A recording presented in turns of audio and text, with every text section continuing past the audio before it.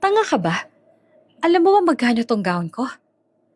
Habang hinahatak niya ang tray at pinapakita ang mantsa sa lahat, parang trophy ng kahihiyan.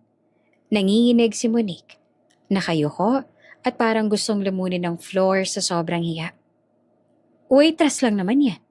Dugtong ni Veronica. Sabay tawa na akala mo siyang reyna ng buong event. Pero hindi pa siya tapos. Sa sobrang galit, itinulak niya si Monique. At sa pagbagsak nito, napahawak siya sa tiyan. Dinugo siya. Nagtilian ang crowd. At sa gitna ng kaguluhan, tumigil si Rafael. Nanlaki ang mata niya. Monique? Ex-wife niya yon.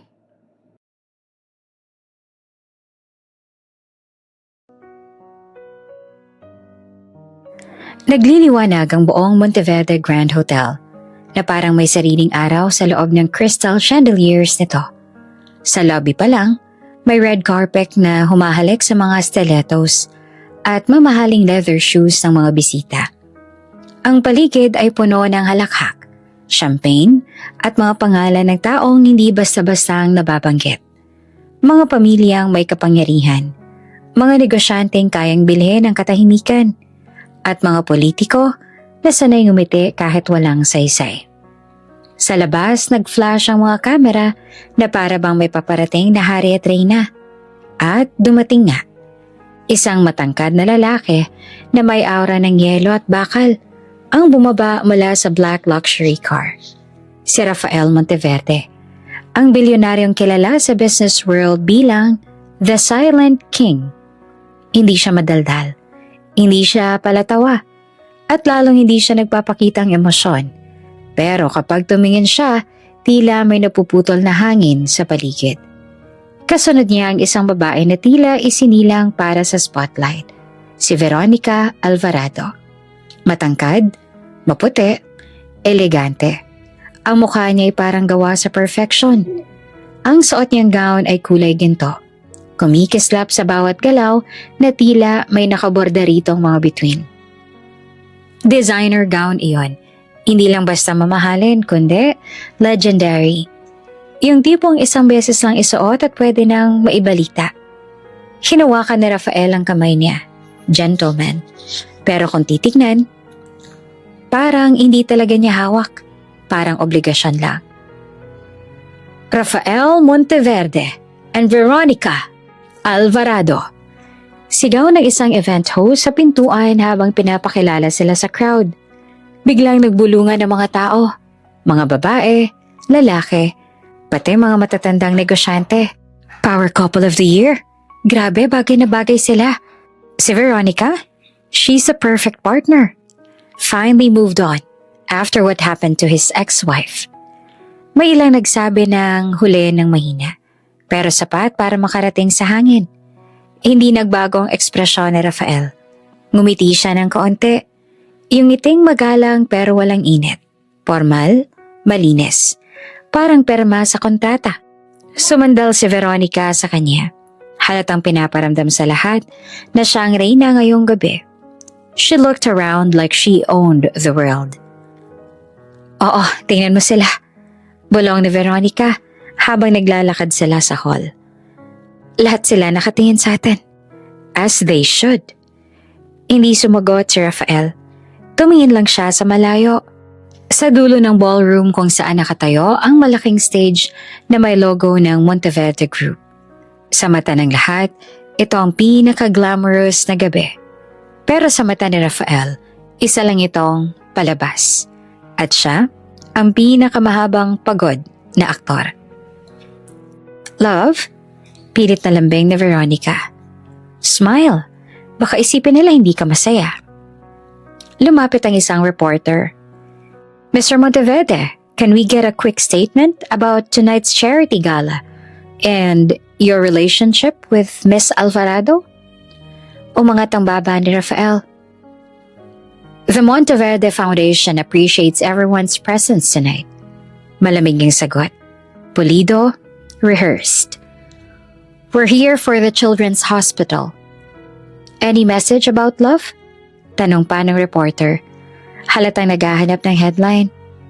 Bago pa makasagot si Rafael, si Veronica na ang sumingit. ngiting pang cover girl. We're both very happy. Rafael is a very devoted man. Devoted. Parang may tumusok na kung anong matalim sa dibdib ni Rafael sa salitang iyon. Napakurap siya. Sandali. Mabilis. Halos hindi mapansin. Pero sa loob ng mata niya, may dumaan na anino. Isang larawan. Isang babaeng nakangiti ng simple. Walang alahas. Walang designer gown. Pero may init sa tingin. At agad ding nawala ang alaalang yon. Parang usok na pinatalsik ng hangin. Let's go. Mahinang sabi ni Rafael. Sa loob ng ballroom, mas tumindi ang music. Nag-toast ang mga tao. May mga speeches, may auction, may social climbing smiles. Pero habang kumikislap ang paligid, si Rafael hindi kumikislap. Nakatayo siya sa gitna ng liwanag. Pero tila may sariling dilim na nakabalot sa kanya. Isang emptiness na kahit ilang bilyong piso pa ang laman ng bank account niya, hindi mapupunan. At doon sa gilid ng stage kung saan nakapila ang mga staff at servers, may isang pinto sa likod ng ballroom ang bumukas. Walang nakapansin ng una, pero ang hangin na pumasok may dalang kakaiba. Parang may paparating na bagyo sa loob ng isang perpektong gabi. At hindi pa alam ni Rafael, ang gabing ito ang magwawasak sa lahat ng ipinilit niyang buuin. Sa likod ng ballroom ng Monteverde Grand Hotel, ibang mundo ang umiikot. Habang ang mga bisita sa labas ay kumikislap sa mamahaling alahas, dito sa kitchen hallways, pawis, pagod at mabilis ang utos ang bumabalot sa lahat. May mga waiter na tumatakbo. May mga chef na sumisigaw ng order at may mga tray na halos magpatong-patong sa dami ng ihahain. Sa isang gilid, may babaeng nakatayo habang mahigpit ang hawak sa tray. Si Monique. Simple lamang ang ayos niya. Uniform na malinis pero halatang luma na. Naka-ponytail ang buhok. Walang makeup, walang arte. Pero kahit ganon, may lungkot sa mata niya na hindi kayang takpan ng ilaw ng hotel. Huminga siya ng malalim. Parang pinipilit kumalma. At doon napansin, malaki ang tiyan niya. Buntis siya. Hindi na siya dapat nagtatrabaho sa ganitong kapikat na event. Pero nandito pa rin siya. Monique! Sigaw ng supervisor niyang si Madam Lorna. Papalapit na parang bagyo. Ano ba naman? Huwag kang mabagal-bagal. Opo, ma'am. Mahina niyang sagot. Tiningnan ni Madam Lorna ang tiyan niya. Tumaas ang kilay. Alam mong bawal ang mga ganyan. Pero wala akong pakialam. Kailangan mo to, diba? Nanlumo si Monique, pero tumango. Opo. Lumapit pa ang supervisor. Mas mababa ang boses pero mas matalim. Makinig ka. Bawal kang magkamali, Monique. Kapag napahiya tayo sa mga bisita, tanggal ka. Gets? Gets po. Sa sandaling iyon, hinaplos ni Monique ang tiyan niya nang hindi sinasadya. Parang pinapalakas ang loob niya. Konti na lang. Bulong niya sa sarili. Halos hindi marinig. Para sa'yo. Isang waiter pang dumaan at nahagip siya ng tingin. Ano, kaya mo pa? Napangiti siya ng pilit. Kailangan. May tumawag ulit. Table 12, desserts now. Napapikit si Monique saglit. Tapos ay kinuha ang tray. At habang naglalakad siya papunta sa ballroom, hindi niya alam na susunod na minuto, isang pagkakamali lang, guguho ang buhay niya sa harap ng lahat. Sa loob ng ballroom parang pelikula ang lahat. May soft music, may mga baso ng wine na kumikislap sa ilaw, at may mga taong nagsisiksikan para lang makakuha ng picture kasama ang mga sikat na pangalan. Sa gitna ng event ay parang laging may camera na nakatutok kay Rafael at Veronica, na akala mo sila ang highlight ng gabi. Si Veronica nakangiting sosyal habang nakikipagbeso-beso sa mga socialites. Veronica, you look stunning! Oh my God, that gown is everything! At syempre, mas lalo siyang ngumiti. Mas lalo siyang naglakad ng dahan-dahan para mas makita ng lahat. Sa kabilang side naman ng ballroom, papasok si Monique dalang tray. May dessert plates, may sauce cups at may mga basong halos dumikit na sa gilid sa bigat. Kitang-kita sa mukha niya na hirap siya, pero pilit pa rin. "Excuse po," mahina niyang sabi habang dumadaan sa pagitan ng mga bisita. Pero walang pumapansin. Para sa kanila, waiter lang siya. Isa lang siyang parte ng dekorasyon. Nagmadali si Monique. Kailangan niyang maihatid agad ang dessert sa table 12 bago pa siya mapagalitan ulit. Nagsisikip ang dibdib niya dahil sa kaba at sa bigat ng tiyan niya. Ramdam niyang naninigas ang likod niya sa sakit. "Konti na lang," bulong niya sa sarili. Tapos biglang, may isang bisitang umatras na hindi tumitingin. Hawak ang phone. Bumangga sa braso ni Monique. "Nako!" Nabigla si Monique. Umikot ang tray sa kamay niya. Sinubuhan niyang kontrolin pero may isang heel na hindi niya napansin sa sahig. Parang may maliit na step o nakausling carpet edge. Nadala siya. Sa isang iglap, bumuhos ang chocolate sauce at dessert cream sa pinakamaling lugar posible. Sa gown na Veronica. Parang slow motion. Parang tumigil ang mundo. Napatigil si Veronica sa gitna ng pangiti niya. Tumama ang sauce sa bandang bewang ng gown niya. Dumaloy pababa na parang maduming pintura.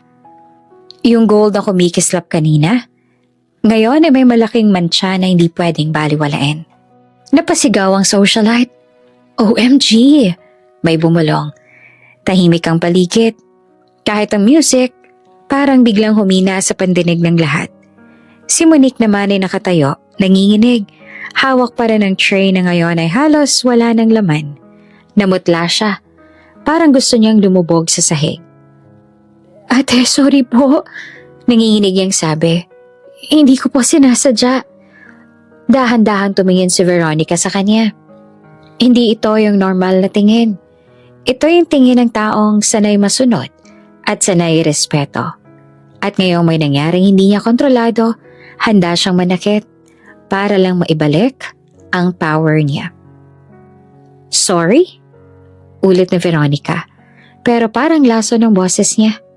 Kinuha niya ang palda ng gown at tinaas ng konti para makita ng lahat ang mantsa. Tapos ay sumigaw siya, malakas, para marinig ng buong ballroom. "Tanga ka ba? Alam mo ba kung magkano tong gown ko?" Napasingap ang crowd. May mga nagtakip ng bibig.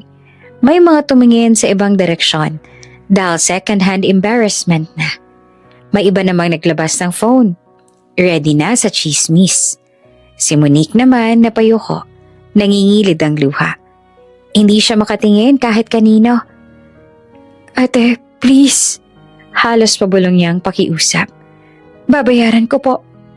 At doon lalong nag-init ang mukha ni Veronica. Parang nabastusan siya sa mismong ideya. "Babayaran mo?" Tumawa siya ng mapanghamak. Waitress ka lang, diba? Ano, magkano bang sahod mo? Pang isang perasong bead lang nitong gown ko? May tumikim na staff sa gilid. Gustong sumingit, pero walang lakas ng loob. Dahil si Veronica ay Alvarado. Dahil ang mga taong tulad niya, hindi sinasagot. At sa di kalayuan, si Rafael ay nakatingin lang. Hindi siya sumasali. Hindi siya sinisita. Pero may kakaibang lamig sa mata niya habang nakatingin kay Monique. Parang may something sa posture nito na hindi niya ma-explain. Pero bago pa niya ma-process, nakita niyang lumapit si Veronica sa waitress. At sa paraan ng paglakad niya, hindi lang ito pang-aaway.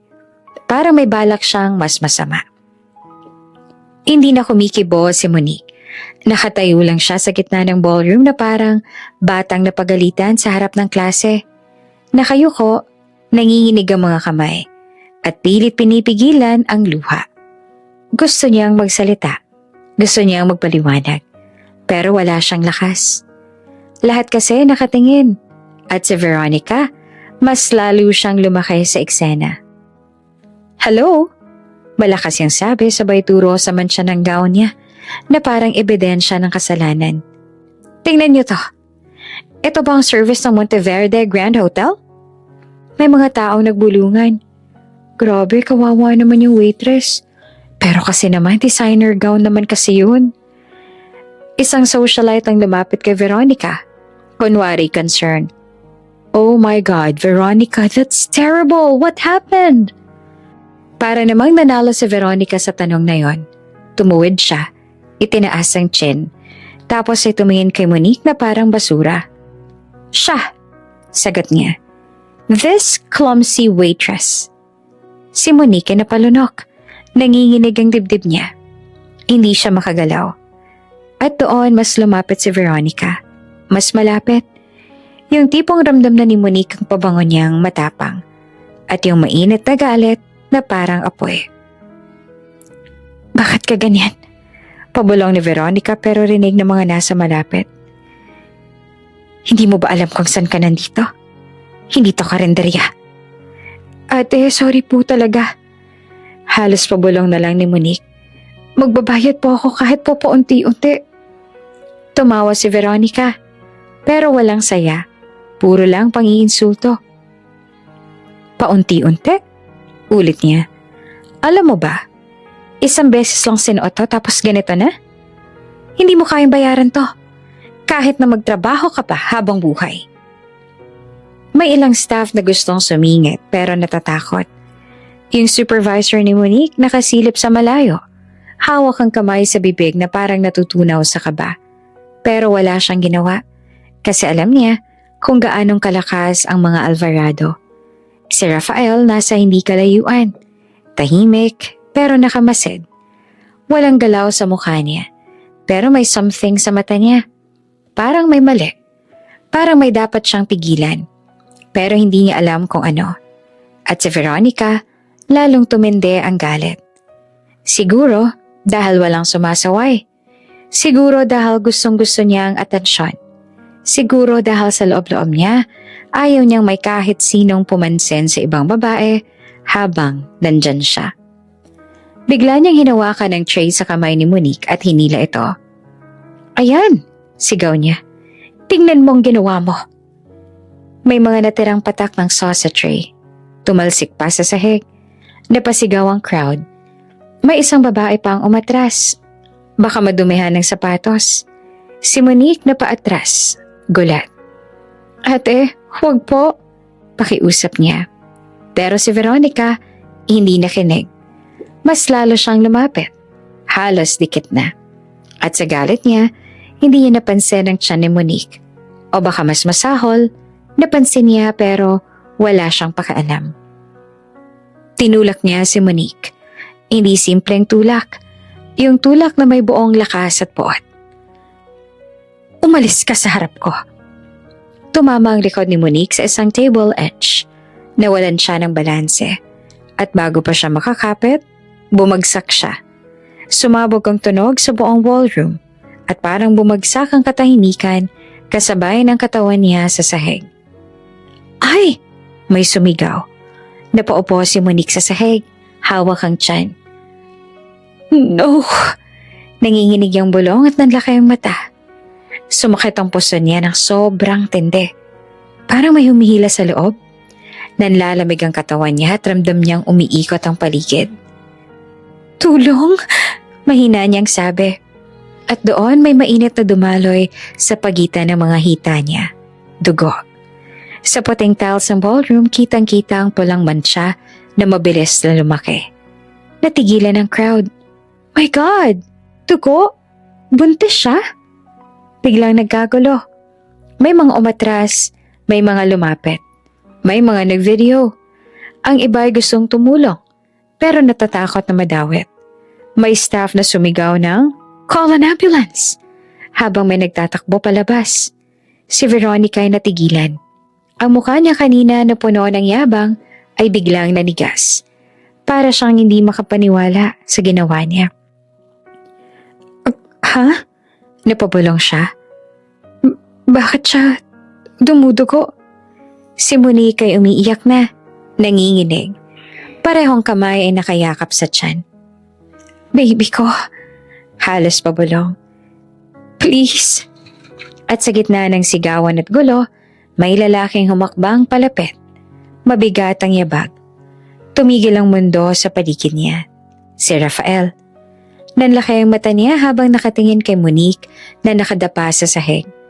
At kahit hindi pa niya alam ang buong dahilan, may pamilyar na kirot sa dibdib niya. Parang may lumang sugat na biglang binuksan. Wait, bakit buntis siya? Bulong ng isang tao. Pero si Rafael hindi na nakarinig dahil ang tingin niya ngayon ay nakatutok kay Monique at sa loob ng isip niya, isang pangalan lang ang biglang bumangga. Monique.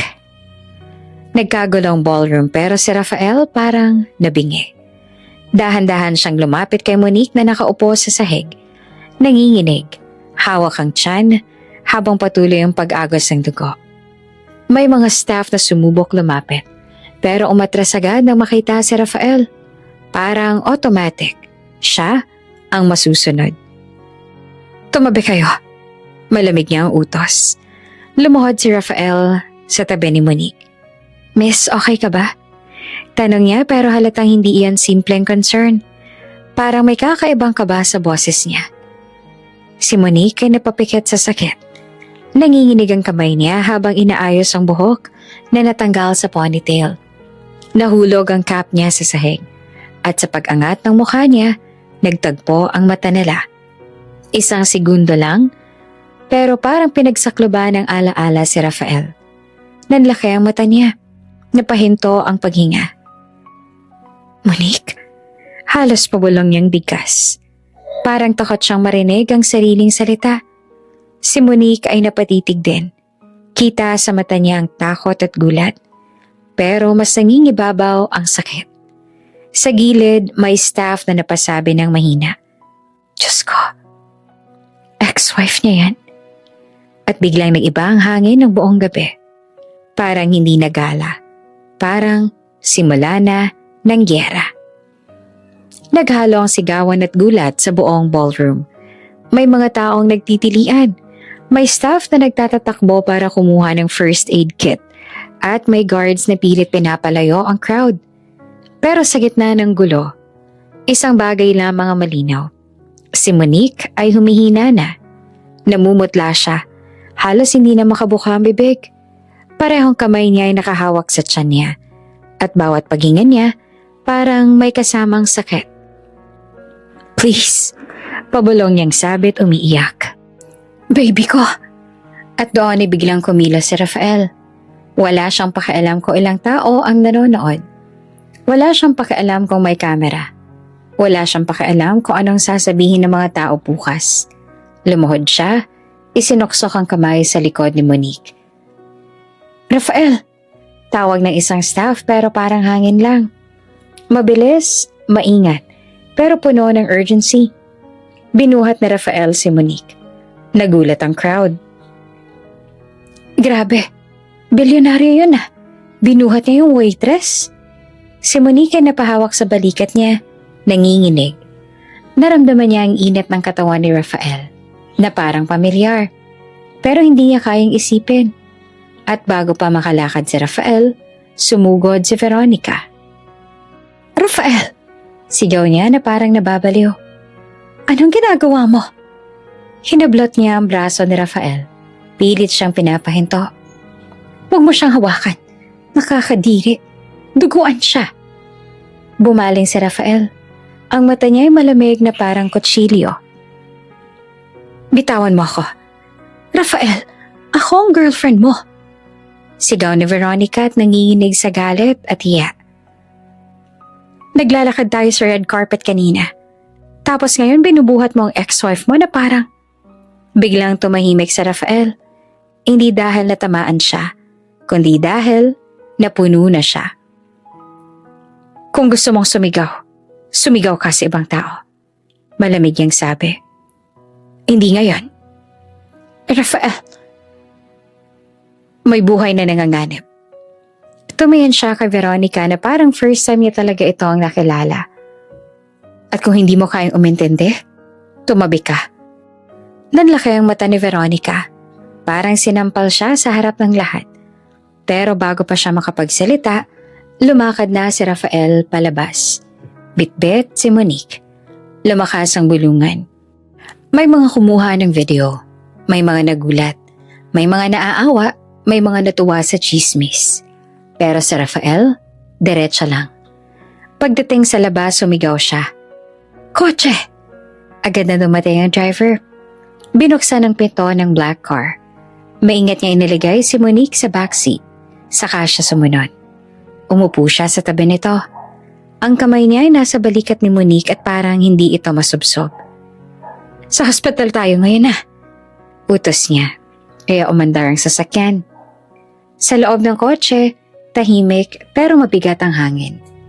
Si Monique ay umiiyak ng mahina. Parang hindi niya mapigilan. Pilit niyang tinatakpan ng bibig niya pero tumatakas pa rin ang hikbi. Bakit? Pabulong niya. Bakit andito ka?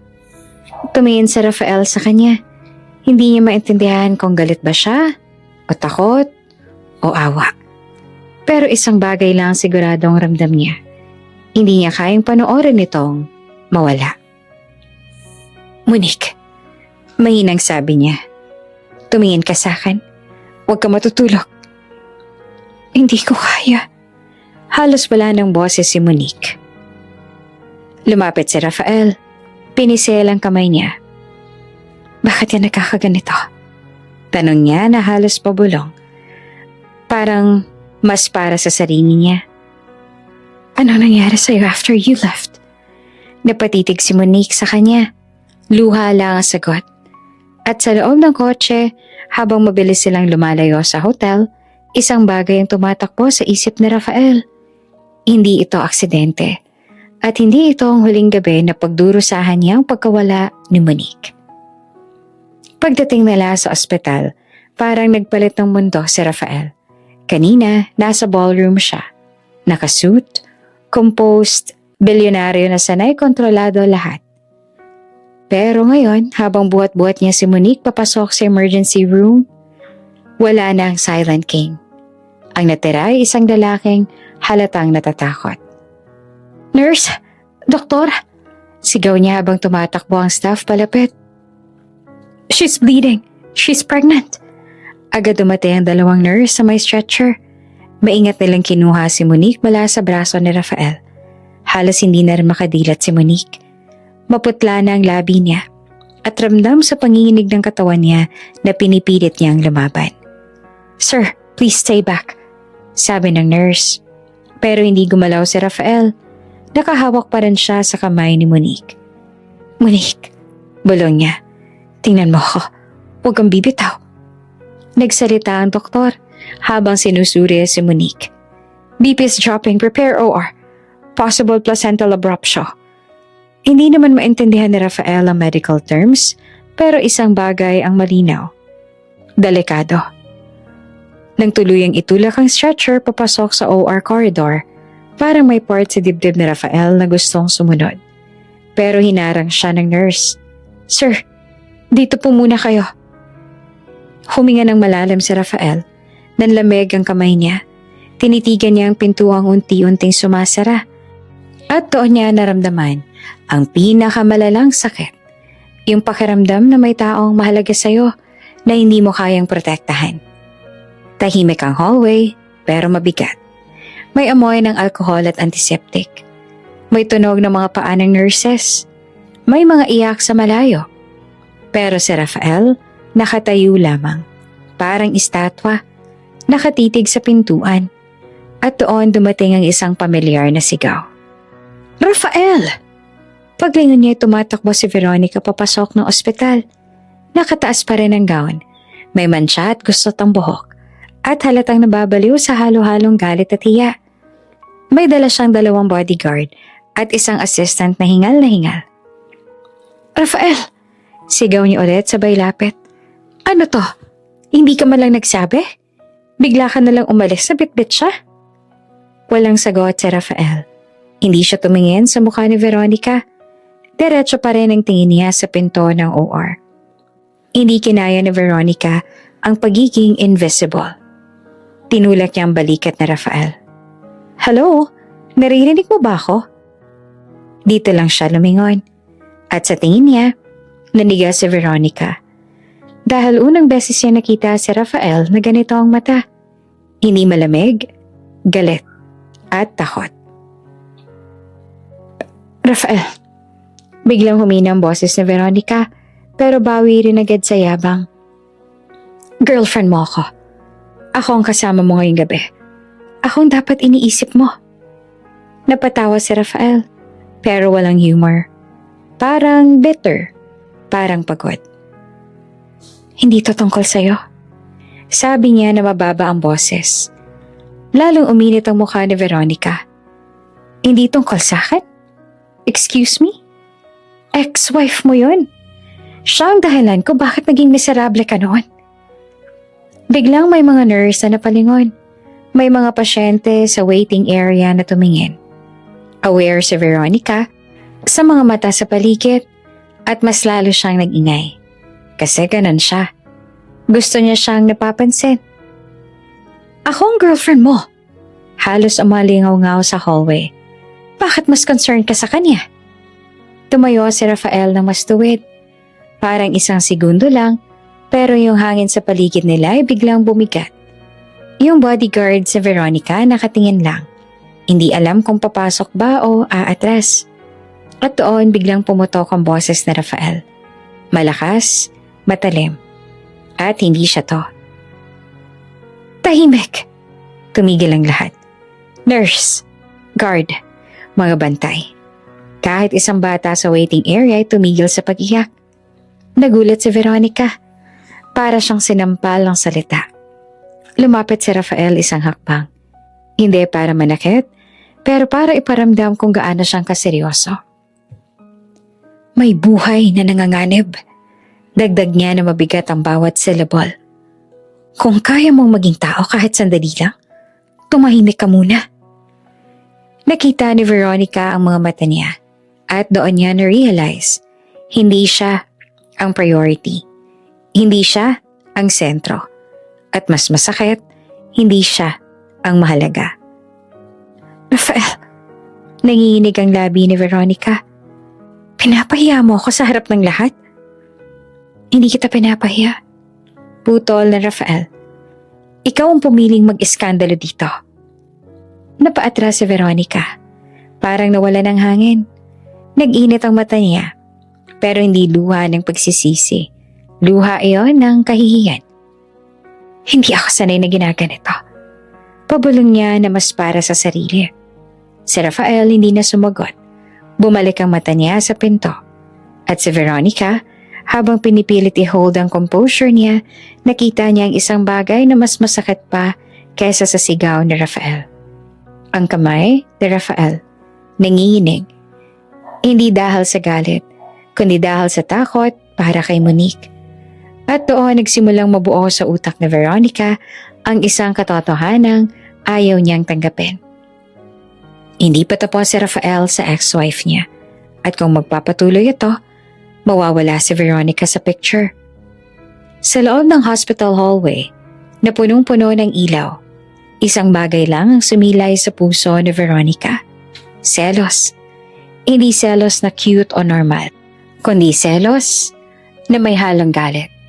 Na handang gumawa ng mas masama para hindi siya matalo. Tahimik siyang tumingin kay Rafael. Tapos sa isip niya, isang line lang ang umiikot. Hindi ko siya ibabalik sa'yo. Hindi pa man umaabot ang gabi sa katahimikan, biglang umalingaw-ngaw ang boses ng doktor sa hallway. She's going into labor. Parang may humila sa dibdib ni Rafael. Napatayo siya agad mula sa kinauupuan niya. Halos matumba ang upuan sa bilis. Papasok sana siya sa emergency area, pero agad siyang hinarang ng nurse sa may seryosong mukha. Sir, bawal po kayo sa loob. Ano? Napataas ang boses ni Rafael, pero pinigil niya agad. Pero kailangan ko makita siya. Kailangan ko. Sir, critical po. We need space. Mahinahon pero firm na sabi ng nurse. Please wait here na lang po. Nagpakawala si Rafael ng mahabang hinga, pero pakiramdam niya, hindi sapat ang hangin. Hindi niya alam kung saan ilalagay ang mga kamay niya. Nakatayo siya, lakad ng lakad. Parang leon na nakakulong. Sa loob ng delivery room, naririnig niya ang mabilis na utos ng doktor. BP! Prepare blood! Get the OB now! At sa gitna ng lahat ng tunog, mas tumitindi ang kaba niya. Si Monique. Ang babaeng ilang taon niyang sinubukang burahin sa buhay niya. Biglang nasa pagitan ng buhay at kamatayan sa harap niya. At mas masaklap, hindi niya alam kung bakit. Sa kabilang side ng hallway nakatayo si Veronica. Naka-cross arms, nanginginig sa galit. Pero ngayong moment, hindi siya pinapansin ni Rafael. Kahit anong irap niya, kahit anong buntong hininga niya, wala nang pumapasok sa isip ng lalaki. Para kay Rafael, wala nang glamour, wala nang relasyon, wala nang social status. May babae sa loob na pwedeng mawala at pwedeng may baby. Umupo si Rafael ulit, pero hindi niya kayang manatiling nakaupo. Tumayo siya ulit. Lumapit sa pinto. Nakaawang ang kamay niya. Parang gustong buksan, pero hindi niya kaya. At doon bumalik ang isang alaala. Flashback. Sa isang hallway din, may mas maliit na ospital. Mas simple, walang VIP lounge, walang bodyguards. Wala siyang milyones noon. At sa bench na katulad nito ay nakaupo siya. Hawak niya ang kamay ni Monique. Mas bata sila, mas payat, mas totoo. Nakasuot si Monique ng plain na dress. Hawak ang tiyan niya habang nakangiti. Kinakabahan ka? Tanong ni Monique noon. Parang siya pa ang kalmado. Si Rafael ay napangiti rin. Pilit. Oo.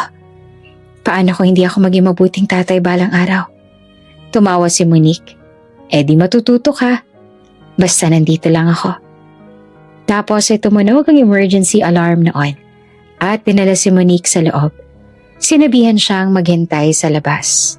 Gaya ngayon, pinagpapawisan ng noon ni Rafael habang naaalala niya ang moment na yon. Pero biglang lumabo, parang pinutol ng sakit. Kasi hindi natuloy yon. Hindi sila nagka-baby noon. Hindi sila nagtagal. At ang babaeng dati niyang tinatawag na asawa ay iniwan siya. Trenaydor siya. O ganon ang alam niya. Pero ngayon, habang nakaupo siya sa parehong klaseng bench, sa parehong klaseng waiting area, hindi na malinaw kung sino ba talaga ang may kasalanan. May isang nurse na dumaan at mabilis na tumingin sa chart. Agad na tumayo si Rafael. Kamusta siya? Hindi tumigil ang nurse pero sumagot. Sir, we're doing our best. We? Ulit na Rafael. Napakapit sa braso ng nurse. Anong ibig mo sabihin we? Delikado ba siya? Tumingin ang nurse sa kanya. Seryoso. Sir, she lost a lot of blood. We're trying to stabilize her. Please calm down. Binitiwan ni Rafael ang braso nito at parang napaso. Napailing siya. Calming down was impossible. Biglang bumukas ang pinto ng delivery room ng kaunti. Lumabas ang doktor. May mask at gloves. Mabilis maglakad. Sumunod naman ang dalawang nurse. May dugo sa apron. Nanlaki ang mata ni Rafael. Doc! Doc! Pero hindi tumigil ang doktor. Sumigaw lang sa isa pang staff. Prepare the incubator. We might have a preterm. Narinig ni Rafael ang salitang baby. Parang may umikot sa mundo niya. Preterm? Delikado. Pinikit niya ang mata niya saglit. Parang nagdadasal. Pero hindi niya alam kung kanino. Hindi siya relihiyoso. Hindi siya yung lalaking humihingi ng tulong sa langit. Pero ngayong gabi, kung meron mang Diyos, handa siyang magmakaawa. At doon, biglang narinig niya. Sa loob, isang sigaw. Hindi sigaw ng sakit, hindi sigaw ng galit, kundi isang bagong tunog. Maliit, manipis, pero puno ng buhay. Iyak ng baby. Parang binuhusan ng kuryente ang buong katawan ni Rafael. Napahawak siya sa dibdib niya, nanginginig ang tuhod niya. Lumapit siya sa pinto at halos hindi makapaniwala. Tumingin siya kay Veronica sa gilid. Pero si Veronica, hindi makagalaw. Tahimik, parang nalulunok ng pride. Si Rafael lang parang nabuhay ulit sa tunog na yon. Isang baby, isang bata, isang buhay na nagmula kay Monique. At sa loob ng utak niya, iisang tanong ang nag-flash na parang kidlat. Akin ba yan? Nanlaki ang mata niya. Hindi siya humihinga. At sa unang iyak na yon, parang bumukas ulit ang pinto ng nakaraan. Yung pinto na pilit niyang sinarado. Yung pinto na may pangalan na Monique sa kabilang side.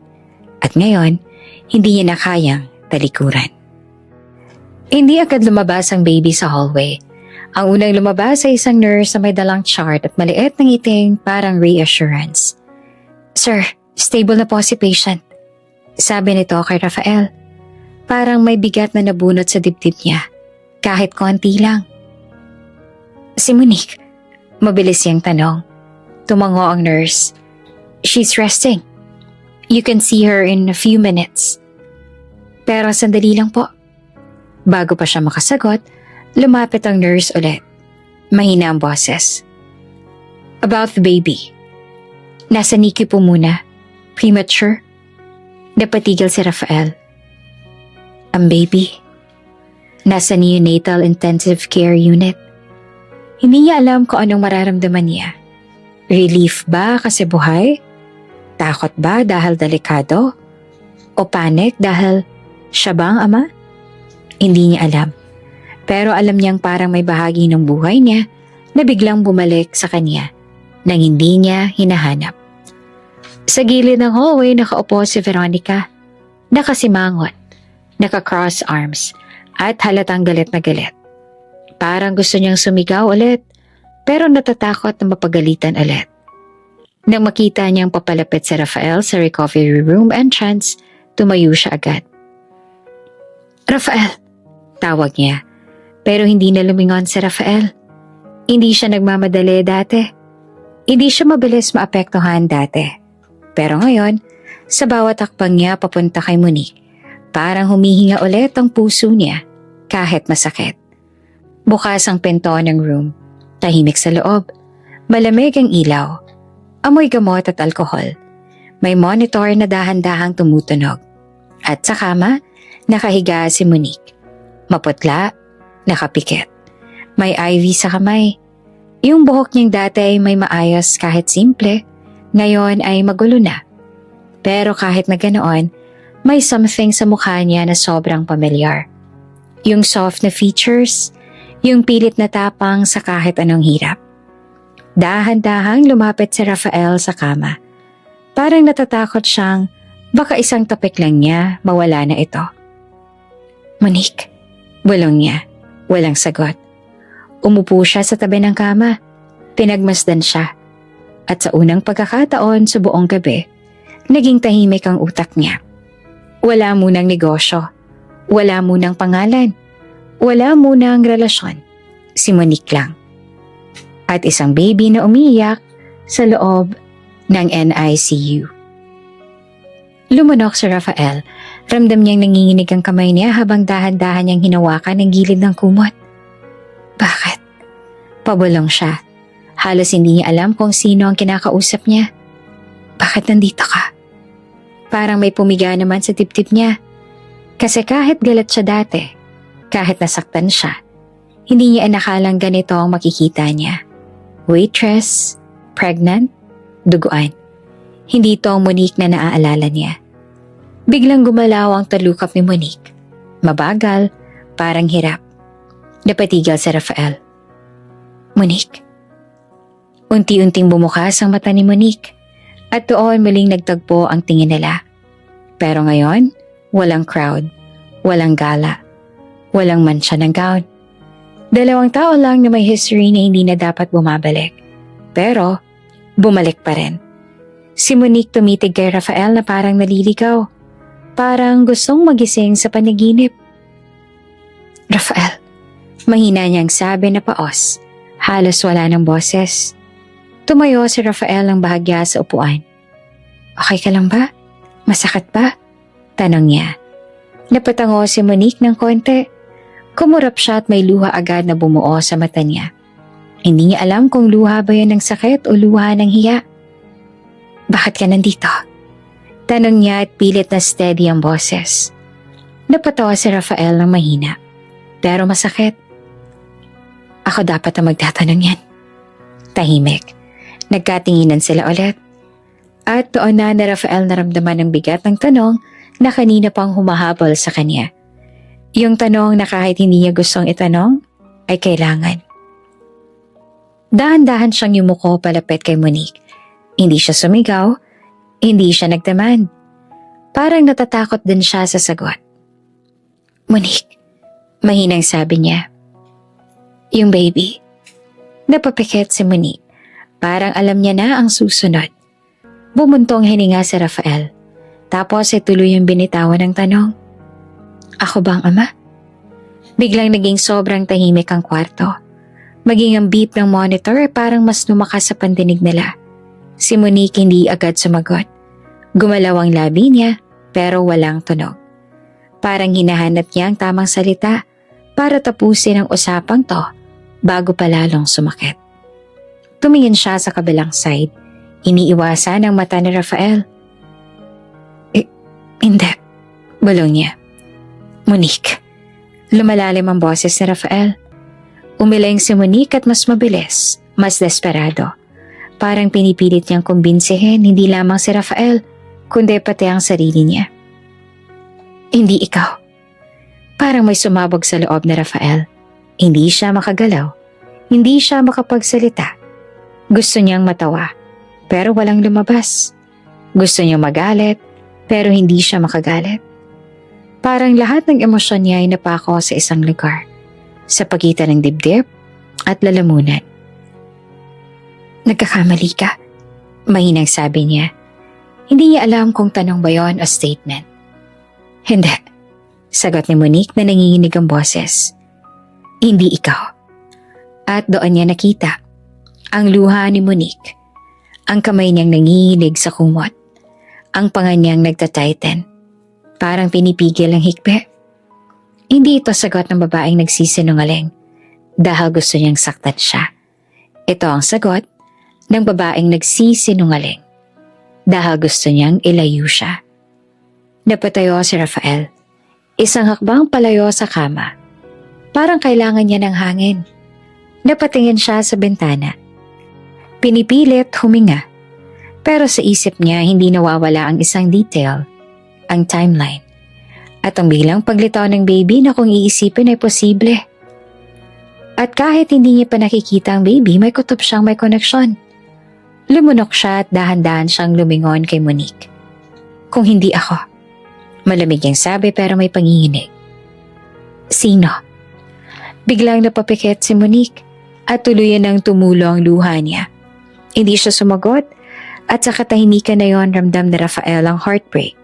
Pero kasabay noon ramdam niya rin ang isang bagay na mas delikado. Hinala. Hindi umalis si Rafael.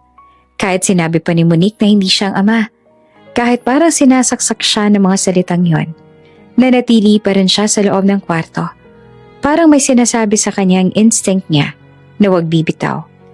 Tahimik si Monique, nakahiga, nakatalikod sa kanya. Hindi siya umiyak ng malakas.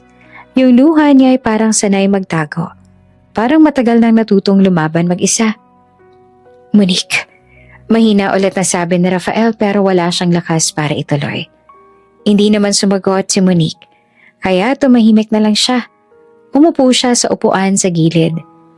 Hawak ang ulo, parang nag-iisip kung paano siyang napunta sa ganitong sitwasyon. Parang 1 minuto lang lumipas, pero parang napakahaba. Hanggang sa marinig nila ang pagkatok sa pinto. Sir Rafael? Boses ng nurse. Tumayo agad si Rafael. Yes? Pumasok ang nurse. Hawak ang clipboard at may ID na nakahang.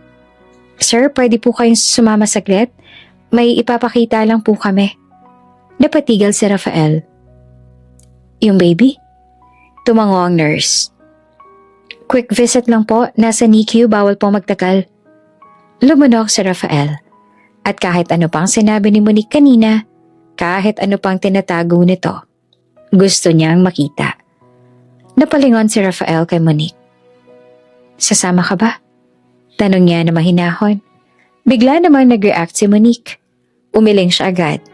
Parang natakot. Hindi. Mahinang sabi niya. Pagod ako. Pero alam ni Rafael hindi lang pagod ang dahilan. Takot. May tinatakasan si Monique sa moment na to. Tumango na lamang si Rafael. Sige, magpahinga ka. Paglabas niya, sinundan siya ng nurse sa hallway. Dumaan sila sa mas malamig na corridor. Pagdating sa pinto, huminto ang nurse. Sir, mag-sanitize po muna. Ginawa naman ni Rafael ang sinasabi. Hinugasan ng kamay, nilagay ang alcohol. Suot ang maliit na gown cover. Ngunit habang ginagawa niya iyon, ramdam niyang mas bumibigat ang dibdib niya. Hindi niya alam kung handa ba siya. Hindi niya alam kung dapat ba siyang maging excited o matakot. Pero nang bumukas ang pinto ng NICU, parang may humawak sa puso niya. Naroon ang mga incubator. Nakahanay, may maliliit na ilaw, may tunog ng machines, at sa bawat isa ay may munting buhay na lumalaban. Dito po, sabi ng nurse at itinuro ang isang incubator sa bandang gilid. Lumapit si Rafael, maingat. Mabagal. Parang natatakot na masira ang hangin. At doon niya nakita, isang maliit na sanggol. Napakaliit na parang kaya mong ilagay sa palad mo. Pula ang balat, may tubo, may tape sa pisngi. Pero kahit na ganoon ang mukha niya, hindi mapagkakaila. Napatigil si Rafael. Parang hindi niya alam paanong hihinga. Nakatitig siya sa baby na parang nakikita niya ang isang salamin. Pero ang mas masakit, hindi lang siya. Parang may halo ng Monique, pero may features na sobrang pamilyar. Yung ilong, yung shape ng lips, yung kilay kahit hindi pa masyadong defined, at ang maliit na guhit sa baba. Isang dimple line na meron din siya nung bata siya. Something na lagi niyang kinaiinisan sa pictures niya. Imposible. Bulong ni Rafael na halos hindi marinig. Parang biglang naghalo ang lahat sa utak niya. Mga dates, mga memorya, mga gabing pilit niyang binura. At sa gitna ng lahat, pumalik ang isang alaala na matagal niyang inignore. Yung last night nila ni Monique bago sila tuluyang naghiwalay. Yung gabing pareho silang umiiyak. At yung gabing akala niya ay katapusan na. Pero baka doon pa nagsisimula ang lahat. Nang gumalaw ang sanggol, bahagyang kumunot ang noon nito na para bang naiirita. At sa simpleng kilos na yon, naramdaman ni Rafael ang pagguho ng dibdib niya. Kahit wala pa siyang proof, alam na niya. Parang napakalinaw. Hindi niya maintindihan kung bakit kailangan pa siyang pagsinungalingan. Pero isang bagay kailangan sigurado siya. Hindi ito basta baby. At hindi ito basta eksena. Ito ang hindi niya napansing nawawala sa kanya. Sir, mahinang sabi ng nurse. Okay lang po ba kayo? Hindi naman agad sumagot si Rafael. Kasi may biglang tumama sa kanya. Kung totoo ito, ilang taon niyang hinayaan si Monique mag-isa. Ilang taon niyang sinayang ang pagkakataon. Ilang taon niyang hinayaan ang sarili niyang maniwala na siya ang biktima. Napahawak si Rafael sa incubator edge. Nanginginig ang kamay niya. Hindi siya umiiyak, pero ang mata niya may tubig na lumalaban. Sa loob ng incubator, humikab ang baby ng sobrang liit, sobrang cute, sobrang inosente. Parang walang ideya kung gaanong kalaki ang gulong dinadala ng mga matatanda sa paligid niya. Napapikit si Rafael saglit, tapos ibinulong niya sa sarili. Parang sumpa. Kung sino man ang dahilan, kung bakit nawala kayo sa buhay ko. Pagmulat niya ay tumalim ang mata niya. Hahanapin ko. Tahimik, pero sa katahimikan na yon mas lalo siyang nagdesisyon. Hindi siya titigil. Hindi niya hahayaang mawala ulit ang baby na ito. At higit sa lahat, hindi niya hahayaang itago ulit si Monique sa kanya. Pagbalik niya sa kwarto, nadatnan niyang gising si Monique. Nakatingin sa kisame. Hindi umiiyak, pero halatang nanlalaban sa loob. Oops! May break muna. Gusto mo bang ma-shoutout dito sa channel ni Ate Jane? Mag-comment lang ng lesson you learned from the latest story uploaded. Dahil pipili kami ng isang best comment of the day para i-shoutout sa susunod na upload. Kaya huwag kalimutang mag-iwan ng lesson you learned after you watch this video. Maraming salamat!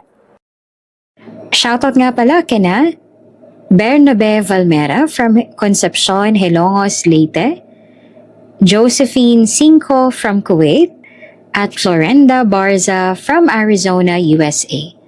Sa ating mga taga-subaybay, paki-comment naman po sa baba kung taga saan kayo para alam ko kung hanggang saan umaabot ang mga kwento ni Ate Jane at para ma-shoutout ko rin kayo sa mga susunod pa nating mga kwento. Maraming salamat sa pakikinig.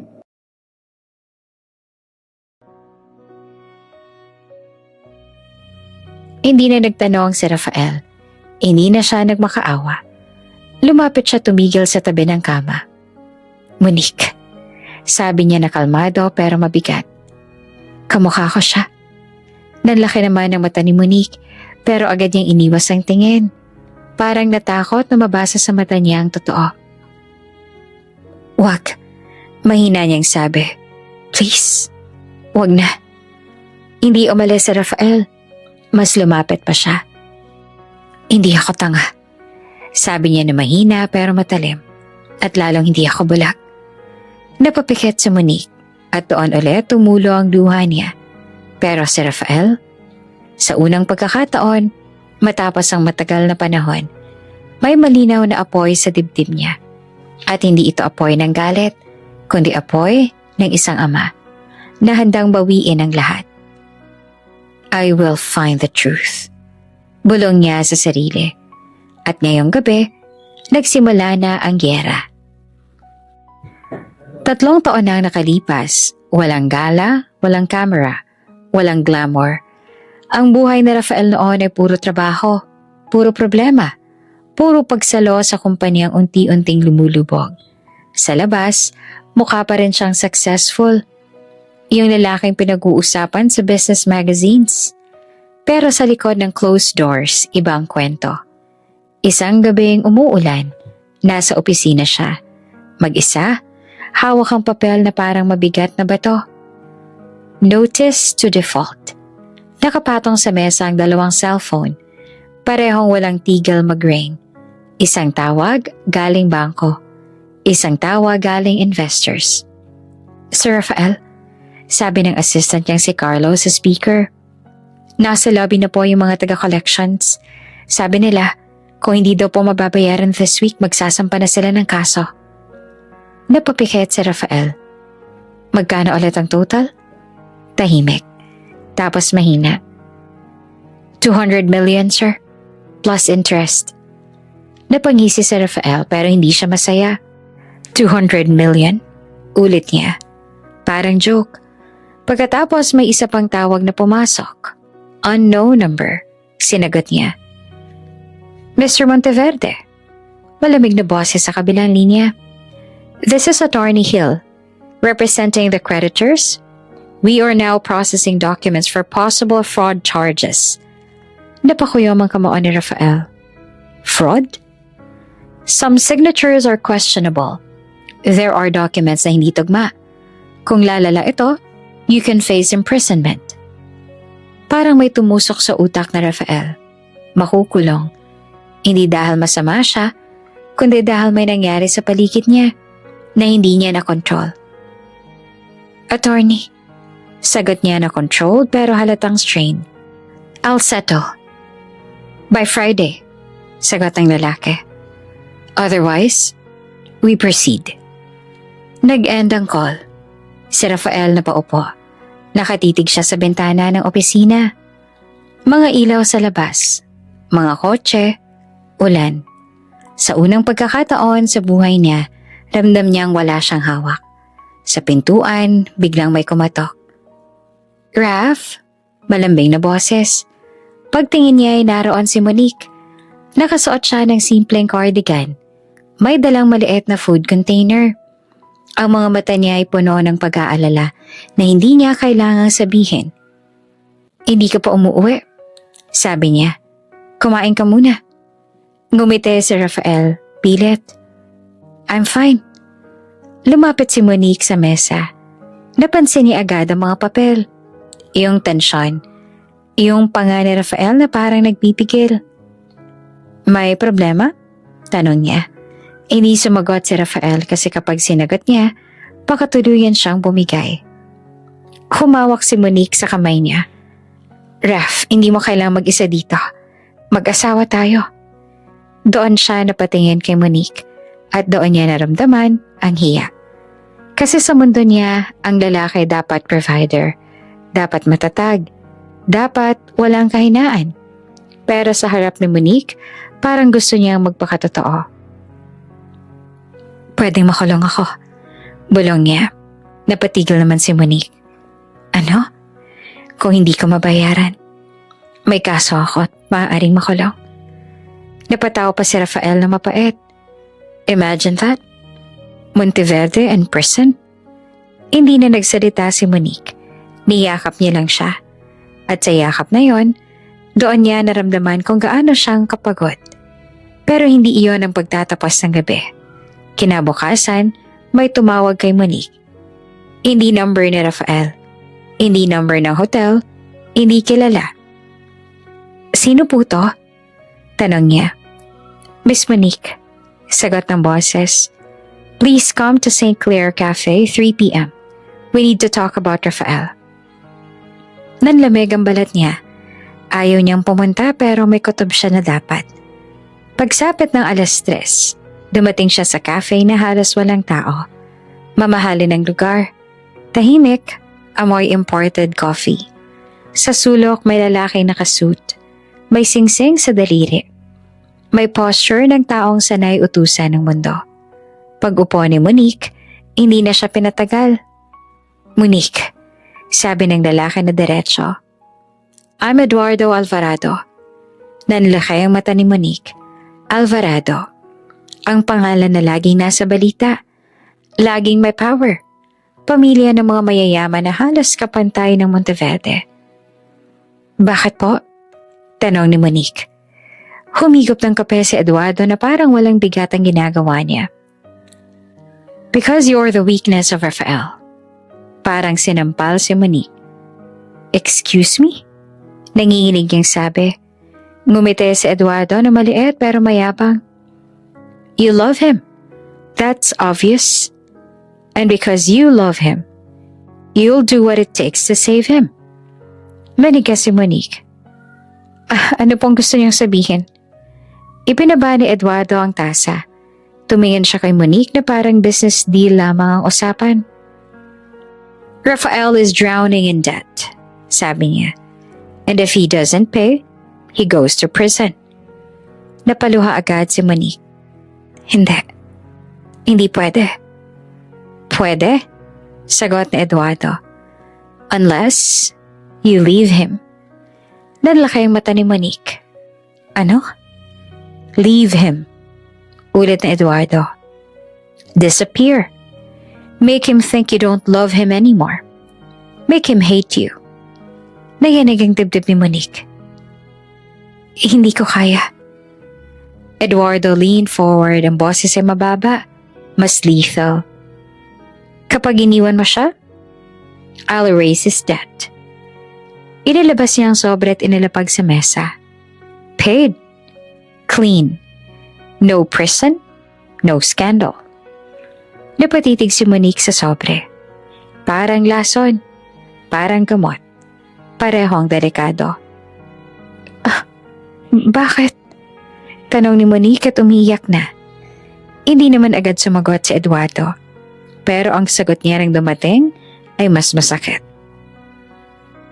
Because Rafael must belong to the world of the powerful, not to a woman who will drag him down. Tahimik. Umiyak si Monique at pinipigilan ng hikbi. Iniisip niya si Rafael. Iniisip niya ang lalaking lumalaban mag-isa. Iniisip niya ang posibilidad na makita itong nakaposas. At sa loob-loob niya, iisang bagay lang malinaw. Handa siyang maging kontrabida. Basta safe si Rafael.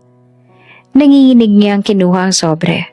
At sa araw na yon, sa cafe na tahimik, Doon sinimula ni Monique ang pinakamahirap niyang desisyon. Isasakripisyo niya ang sarili niya para sa lalaking mahal niya. Isang linggo matapos ang secret meeting nila ni Eduardo Alvarado, parang ibang tao na si Monique.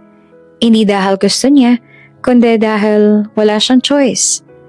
Sa bahay nila ni Rafael, tahimik ang gabi. May mga papel sa mesa. May laptop na bukas at si Rafael ay nakaupo sa couch, nakayuko. Hawak ang noo. Pagod na pagod pero pilit pa rin matatag.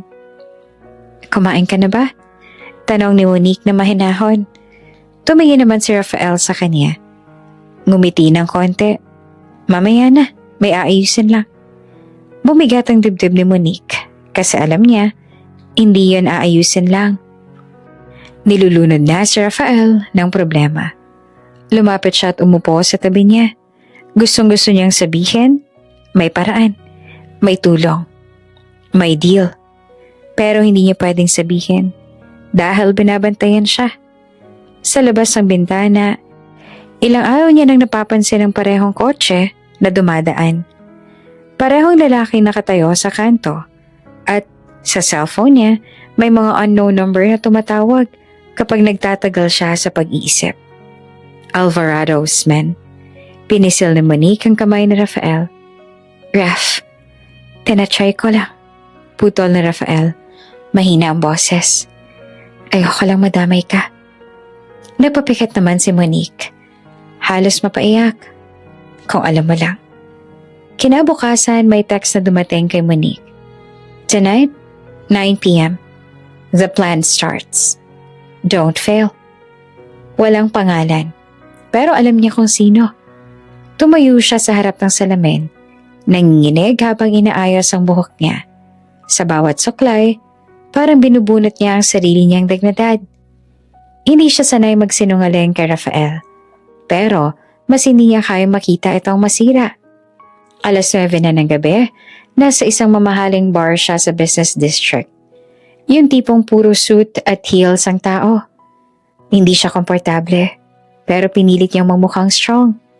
Sa isang mesa sa gilid, may lalaki naka-jacket na nakaupo. Isang actor sa plano. Isang lalaki na babayaran para maging kabit. Miss Monteverde, bati nito na parang normal lang. Don't worry, quick lang to. Hindi naman sumagot si Monique. Para siyang robot na naglalakad sa sariling execution. Humawak siya sa baso ng tubig, pero nanginginig ang kamay niya. Gusto niyang tumakbo palabas. Gusto niyang umuwi kay Rafael at yakapin siya. Pero biglang may message ulit. He's coming. Nanlaki ang mata ni Monique. Bumalis ang tibok ng puso niya. At ilang segundo lang, pumasok sa bar si Rafael. Suot niya ang usual niyang suit, pero mas rugged. Halatang galing sa opisina. Halatang pagod. Parang hindi siya pumunta rito dahil gusto niya. Parang hinila siya ng instinct o ng setup. Naglakad si Rafael sa gitna ng bar. Ang mata niya ay nag-iikot hanggang sa nakita niya si Monique. At nakita rin niya ang lalaking nakaupo sa tabi niya. Mabilis ang mga sumunod na eksena. Kahit hindi malakas ang music, biglang parang nag-mute ang mundo para kay Rafael. Nakatayo siya, nakatitig, hindi makapaniwala. Si Monique ramdam ang tingin niya. Gusto niyang tumayo at lumapit, pero hindi pwede. Hindi pwede. Kaya pinilit niyang umiti. Yung ngiting alam niyang papatay kay Rafael. Inilapit niya ang katawan niya sa lalaki. At ayon sa script, hinawakan ng lalaking kamay niya sa mesa. Doon napuno si Rafael. Lumapit siya ng mabilis at parang galit na bagyo. Monique! Sigaw niya. Napatigil ang ibang tao. May mga napalingon. May bartender na napatigil sa pagbuhos ng alak. Tumayo si Monique pero hindi siya lumapit. Tumayo siya para harapin siya. Parang kalaban. Rafael, sabi niya na parang casual lang. Parang wala lang.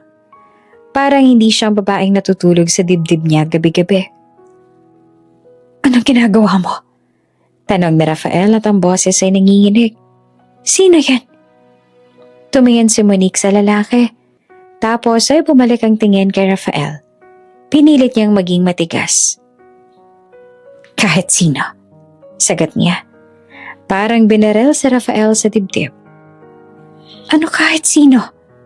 Ulit niya. Asawa kita. At doon dumating ang line na pinakaayaw bitawan ni Monique. Yung line na magpapamukha sa kanya na masama. Yung linyang sisira sa kanila. Pero kailangan sabihin para kay Rafael. Huminga siya ng malalim. Tapos tumitig sa mata ni Rafael. At nagsalita siya. I'm tired, Rafael. Sagot niya at pilit na kalmado. I'm tired of being poor with you. Nanlaki ang mata ni Rafael. Parang hindi niya narinig. Anong sinabi mo? Pabulong niya. Pinilit ni Monique ang sarili niyang ngumiti ulit. Kahit nanginginig ang labi niya. Alam mo naman, dagdag niya pa na mas masakit. Bilyonaryo ka dapat. Pero tingnan mo tayo. Laging nagtitipid. Laging may problema. Nakakapagod na. Hindi niya kayang tumingin sa mata na Rafael na matagal. Kasi baka bumigay siya. Kaya tumingin siya sa ibang direksyon. Mas madaling magpanggap kapag hindi niya nakikita ang sakit. Kaya ano? Sabi ni Rafael na halos pumutok ang boses. Maghahanap ka ng may mas pera? Hindi sumagot si Monique. Pero ang katahimikan niya ang sagot. At doon bumagsak ang puso ni Rafael. Tumawa siya ng mahina. Parang umiiyak. Napaatras siya ng isang hakbang at parang nawala ng balanse. Kung yan ang totoo, bulong niya. Sige. Hindi na siya sumigaw. Hindi na siya nagmakaawa. Hindi na siya nagtanong. Tumalikod siya. At naglakad palabas ang bar. Bitbit ang puso niyang wasak. Pagkaalis si Rafael, doon lang bumigay si Monique. Parang pinutol ang tuhod niya. Bumagsak siya sa sahig, hawak ang dibdib.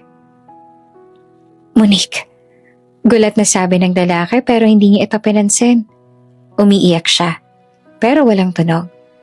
Yung iyak na parang nilulunok niya para hindi marinig ng buong mundo. Sorry, bulong niya. Paulit-ulit. Sorry, Raf. Sorry. Tinakpan niya ang bibig niya gamit ang kamay. Nanginginig sa sobrang sakit. At sa labas ng bar, si Rafael naglalakad sa ulan. Hindi niya alam kung saan pupunta. Hindi niya alam na ang babaeng iniwan niya sa loob, hindi siya niloko. Iniligtas siya. At ang pinakamalupit sa lahat, si Monique mismo ang gumawa sa sarili niyang kontrabida. Pagkatapos ng gabi sa bar, nagbago ang mundo ni Monique. Hindi lang dahil iniwan siya ni Rafael, kundi dahil wala na siyang babalikan. Umalis siya sa bahay nila kinabukasan. Dala lang ang isang bag. Walang drama, walang goodbye note. Kasi kung mag-iiwan siya ng kahit anong salita, baka magbago ang isip niya. Baka bumalik siya. Baka masira ang plano. At iyon ang hindi pwede. Tumira siya sa maliit na apartment na inuupahan ng kaibigan niyang si Liza sa kabilang city. Siksik, mainit, pero tahimik. Sigurado ka dito ka titira? Tanong ni Liza habang inaayos ang mga gamit niya. Monique, ang bigat ng mata mo. Para kang hindi natutulog. Okay lang ako. Sagot niya pero halata namang hindi. Kasi sa gabi, kapag tahimik na, bumabalik ang boses ni Rafael. Asawa ka ta. At yung sakit sa mata niya nang tumalikod siya. Pero pinipilit ni Monique na lunukin ang lahat. Ganon talaga kapag nagdesisyon kang maging masama sa kwento ng taong mahal mo. Ilang linggo pa ang lumipas, kahit anong pilit niyang maging normal, may kakaiba na siyang nararamdaman. Madalas siyang nahihilo. Madalas din siyang masuka. Akala niya ay stress lang. Pero isang umaga, habang naglalabas siya sa banyo, bigla siyang napaupo sa sahig. Nanlalamig. Lisa, tawag niya na mahina. Ha? Ano? Monique? Gulat ni Lisa na makita siyang maputla. Okay ka lang ba? Umiling si Monique. Hindi ko alam, parang iba. Nagkatinginan sila. At pareho silang nag-isip ng parehong bagay. Mag-test ka, sabi ni Liza. Hindi pwede. Mabilis na sagot ni Monique. Hindi. Pero kahit anong tanggi niya, ang katawan niya na ang sumisigaw ng sagot. Kinagabihan, pumunta si Liza sa drugstore at bumili ng pregnancy test. Pagbalik niya, inabot kay Monique na parang bomba. Tingnan natin, sabi ni Liza. Para matapos na tong kaba mo. Pumasok si Monique sa banyo. Nanginginig ang kamay. Nakaupo siya sa toilet bowl. Hawak ang test. Parang hindi niya kayang gawin. Hindi. Bulong niya sa sarili. Please. Hindi. Pero ginawa niya. Lumipas ang ilang minuto na parang oras. Tapos, dahan-dahan siyang tumayo sa harap ng sink. Hawak ang test stick. At doon niya nakita. 2 guhit. Positive. Parang tinamaan siya ng kidlat. Napahawak siya sa bibig niya. Hindi makahinga. Nanginginig ang tuhod niya. Tumulo ang luha sa pisngi niya nang hindi niya namamalayan. Liza, tawag niya na halos walang boses. Paglabas niya ng banyo ay nakita siya ni Liza at sa mata pa lang ni Monique, alam na niya. Monique, mahina niyang sabi. Inabot ni Monique ang pregnancy test na nanginginig. Buntis ako.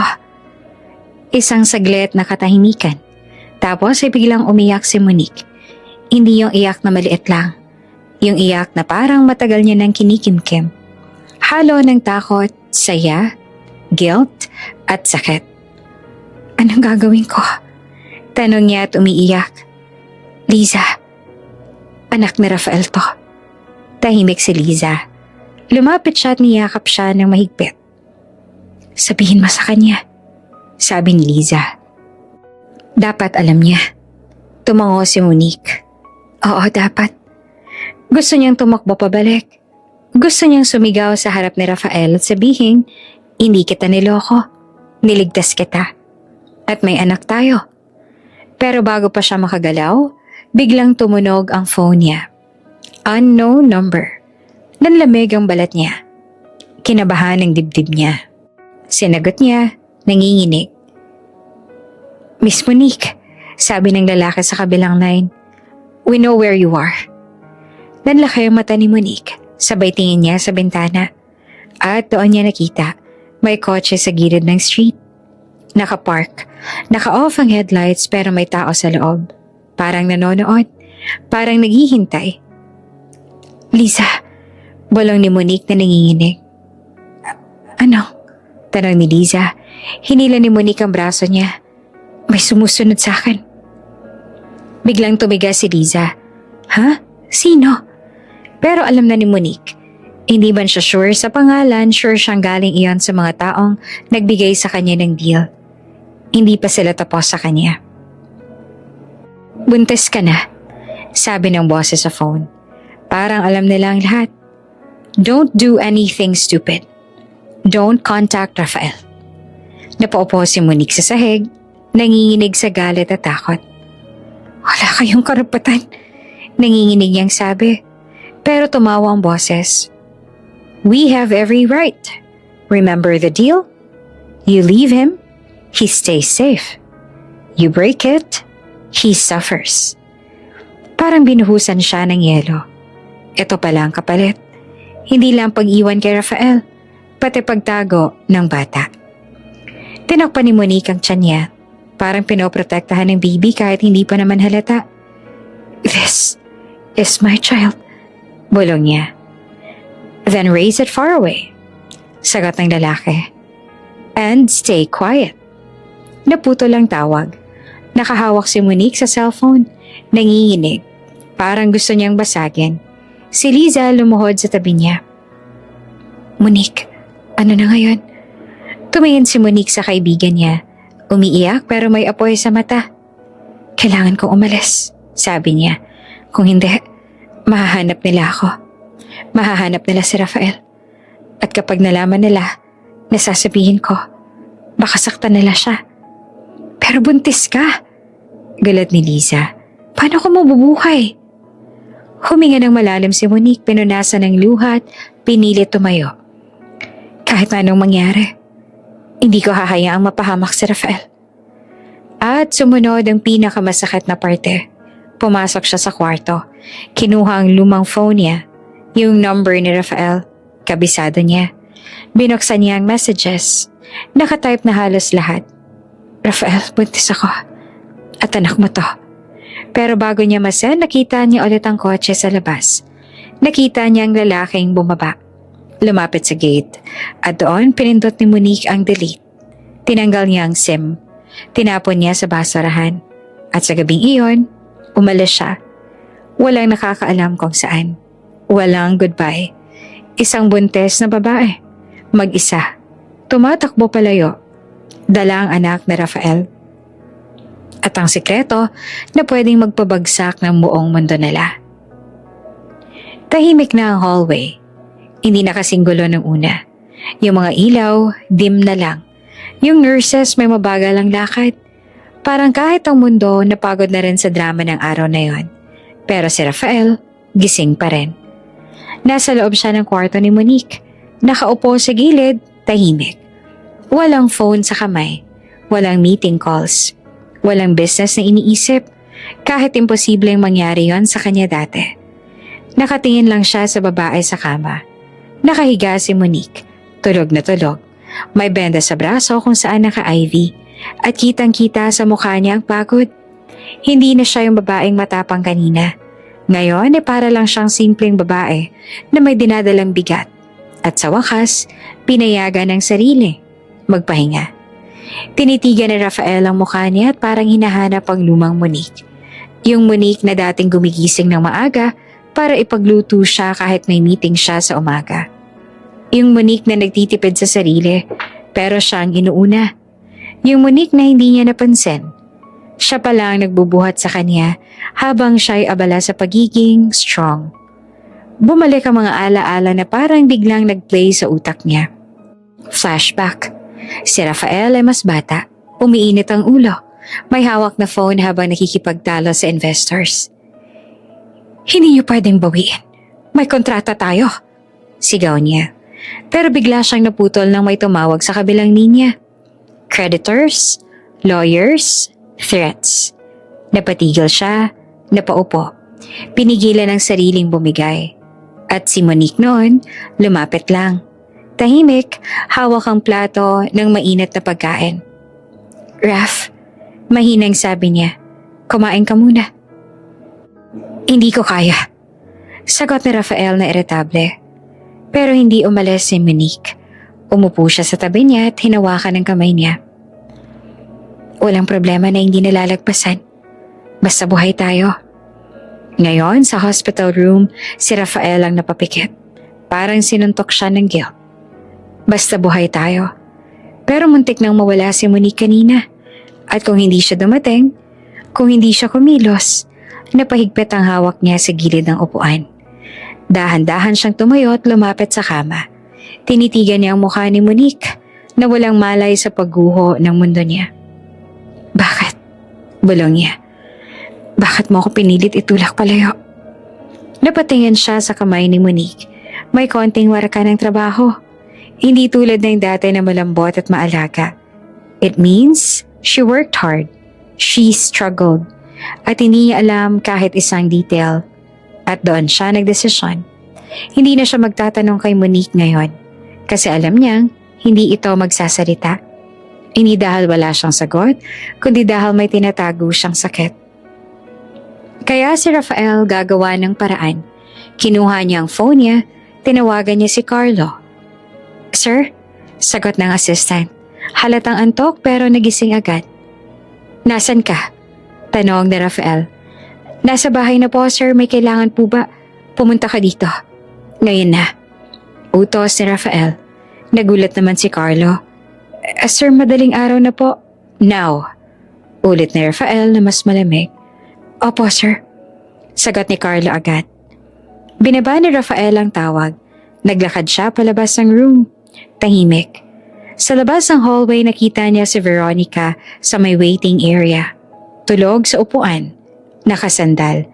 Pero halatang hindi comfy. Naka-makeup pa rin, pero gusot na. Parang nawalan na siya ng spark. Hindi siya pinansin ni Rafael, hindi niya na kayang magpanggap. Lumakad siya palabas ng ward hanggang sa isang corner na walang tao. Doon siya huminto at muling tumawag. Ibang number. Boss, sagot ng lalaki sa kabilang linya. Mababang boses. Professional. Instructions? Isa lang. Sabi ni Rafael. Hanapin mo lahat tungkol kay Monique. Tahimik. Tapos sagot ng lalaki. From what year, sir? Huminga ng malalim si Rafael. Every day. Every single day after the divorce. Napatigil ang investigator. That's extensive. Wala akong pakialam. Sagot na Rafael. Gusto ko lahat. Kung saan siya pumupunta, kanina siya nakipagkita. Anong trabaho niya, sino nagbabayad ng rent niya, lahat. Understood, sir. Sagot ng investigator. At bago pa man matapos ang call, dinugtungan ni Rafael ang pinaka-importante. Hanapin mo rin kung may nagbayad ng utang ko noon. Doon ay natahimik ang investigator ng mas matagal. Sir, that could involve powerful families. Tumalim ang mata ni Rafael. Exactly, sagot niya. Kaya hanapin mo. Binaba niya ang phone at sa hallway na tahimik parang may apoy na nagising sa dibdib niya. Hindi ito yung simpleng, baka anak ko lang. May mas malaking dahilan kung bakit biglang lumitaw si Monique sa ganitong kalagayan. May taong naglaro sa buhay nila at habang bumabalik siya sa kwarto ni Monique, uminto siya saglit sa pinto at tinitigan siya ulit. Tulog, tahimik, vulnerable. Doon niya naramdaman ang isang emotion na hindi niya sanay. Regret. Hindi yung regret na sayang, kundi regret na gusto mong ayusin kahit huli na. Bumulong siya ng halos hindi marinig. Hindi na kita hahayaang mawala ulit. At sa unang pagkakataon matapos ang matagal na panahon, hindi na siya titigil hanggat hindi niya nakukuha ang katotohanan. Tahimik ang hospital floor. Madaling araw na ulit at halos wala ng tao sa hallway.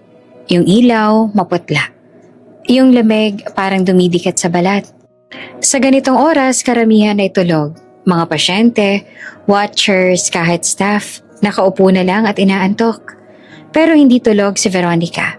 Gising na gising siya dahil sa galit, sa hiya. Sa selos, sa takot. Habang nasa waiting area siya kanina, narinig niya ang usapan ng dalawang nurse. Ex-wife daw ni Sir Rafael yun. Grabe ano, tapos may baby pa. Baby.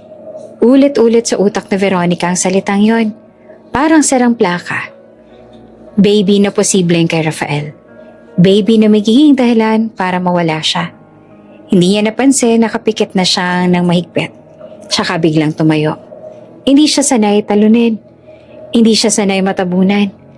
At lalong hindi siya sanay na may babaeng babalik sa buhay ng lalaking pinaghirapan niyang mapasa kanya. Kaya habang tumahimik ang hallway, naglakad siya papunta sa kwarto ni Monique. Walang bodyguards, walang assistant. Kasi itong gagawin niya, personal. Pagdating niya sa pintuan, bahagya niya itong tinulak. Hindi nakalock. Pumasok siya ng dahan-dahan. Parang ahas na tahimik kung gumalaw. Sa loob ng kwarto, gising si Monique. Nakaupo siya ng bahagya sa kama. Hawak ang kumot. Parang hindi na makatulog. Halatang masakit pa ang katawan niya. Pero mas masakit ang utak niya. Mapapansin mo sa mata niya ang klase ng takot na hindi mo masasabi kahit kanino. Nang makita ni Monique si Veronica ay nanlamig siya. Anong ginagawa mo dito? Tanong niya ng mahina. Ngumiti si Veronica pero hindi yun normal na ngiti. Yung ngiti niya parang may kutsilyo ang nakatago. Relax, sabi ni Veronica habang dahan-dahang lumapit. We're just going to have a little talk. Umangat ang dibdib ni Monique sa kaba. Umalis ka. Ayoko makipag-usap sa'yo. Talaga? Umupo si Veronica sa upuan sa gilid ng kama. Parang siya pa ang may karapatan sa lugar. Ang tapang mo naman. Waitress ka lang kanina ha? Pero ngayon, gusto mo na akong utusan? Hindi kumibo si Monique. Pinipigilan niya ang sarili. Pinipigilan niya ang galit. Gusto niyang sumagot pero pagod siya.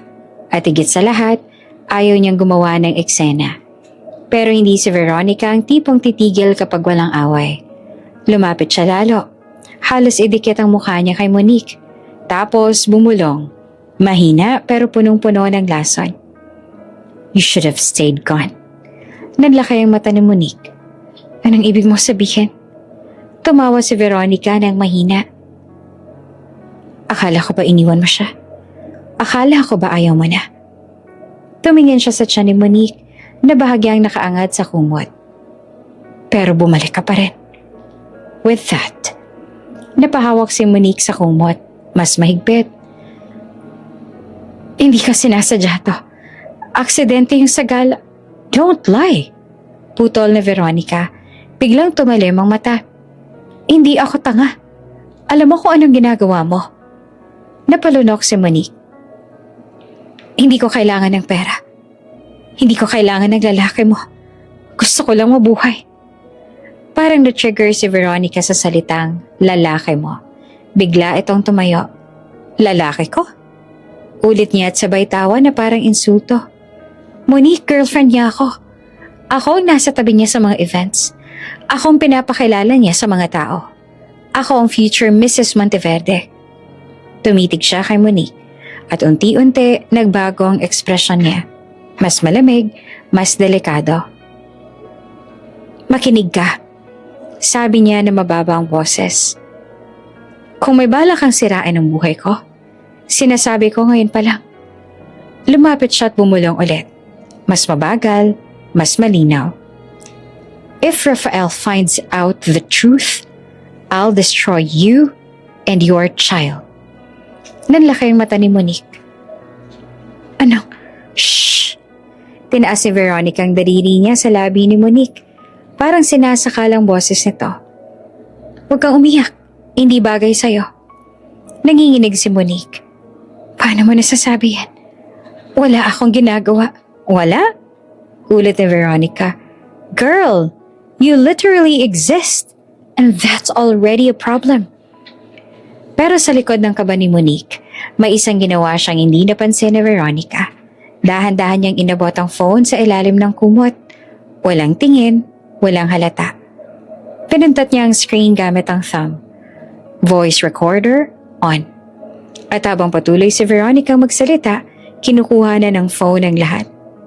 Listen, wala akong pakialam kung ano yung anak mo, kung sino ang ama. Basta, hindi si Rafael ang magiging mundo mo ulit. Gumapang ang takot sa dibdib ni Monique, pero pinilit niyang maging steady ang boses. Ayoko na nga sa kanya. Leave me alone, sabi niya. Doon na nagbago ang aura ni Veronica. Parang mas lalong naiinis dahil hindi siya nakikita bilang reyna. Alam mo, sabi niya at nakangiting masama, ang problema sa mga babaeng kagaya mo, masyado kayo nag-e-expect ng awa. At sa isang iglap, sinampal ni Veronica si Monique. Malakas. Tumagilid ang ulo ni Monique. Parang umikot ang mundo niya. Sumakit ang pisngi niya. Parang may apoy. Napahawak siya sa mukha niya at nanginginig. Gusto niyang sumigaw. Gusto niyang lumaban. Pero mas inuna niya ang baby niya. Takot siyang gumalaw ng bigla. At si Veronica, parang walang nangyari. Inayos niya ang buhok niya at kinapa ang labi niya. Parang nag-retouch ng confidence. Tapos ngumiti siya. Sweet, composed. Okay, sabi niya na parang nagkape lang sila. That's all. Lumakad siya papunta sa pinto. Tapos huminto pa. Hindi siya lumingon ng buo. Pero sapat na para marinig ni Monique ang last words niya. Next time, sabi ni Veronica, hindi lang sampalang ibibigay ko. Bumukas ang pinto at bago lumabas, ngumiti siya ulit. Yung ngiti na parang wala siyang ginawang masama. Pagkaalis ni Veronica, doon lang bumagsak ang luha ni Monique. Nanginginig ang kamay niya habang hinahaplos ang pisngi niya. Pero sa kabila ng takot, may hawak na siyang sandata. Tiningnan niya ang phone sa ilalim ng kumot. Recording, saved.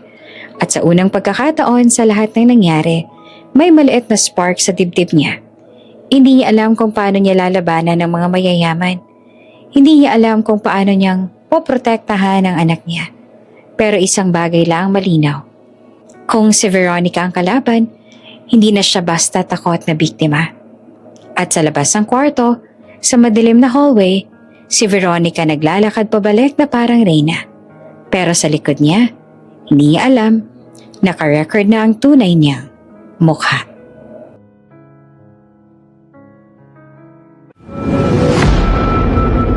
Bago ka pa lang sa channel na ito, Ate Jane TV, huwag kalimutang pindutin ang notification bell and subscribe button. Sana po hindi naman malaking abala sa inyo ang pagpindot ng subscribe button dahil ang kapalit po nito ay ang pagsuporta para makapag-produce ng mga libreng stories sa mga channels ni Ate Jane. Maraming salamat!